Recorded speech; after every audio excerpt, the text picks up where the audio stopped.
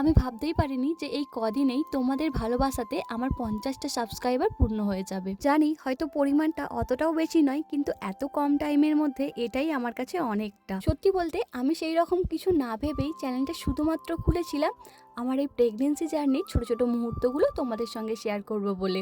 তোমাদেরকে অসংখ্য ধন্যবাদ। ব্যাস এইভাবেই তোমরা আমার পাশে থেকো। আজকে অন্য দিনের তুলনায় বেশ সকাল সকালই ঘুম থেকে উঠেছিলাম, তাই ভাবলাম আজকে আর মুড়ি খাওয়ার জন্য তরকারি করব না, একটু বাঁধাকপি সবজি দিয়ে, মানে সব রকম শীতের সবজি দিয়ে একটু পকোড়া টাইপের করি।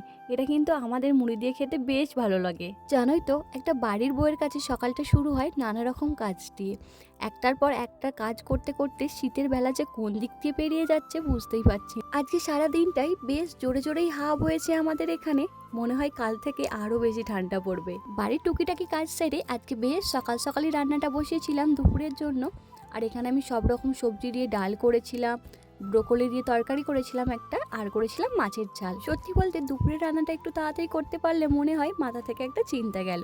তো চলো আজকে ভিডিওটা এখানেই শেষ করছি। তোমাদের সঙ্গে দেখা হচ্ছে পরে।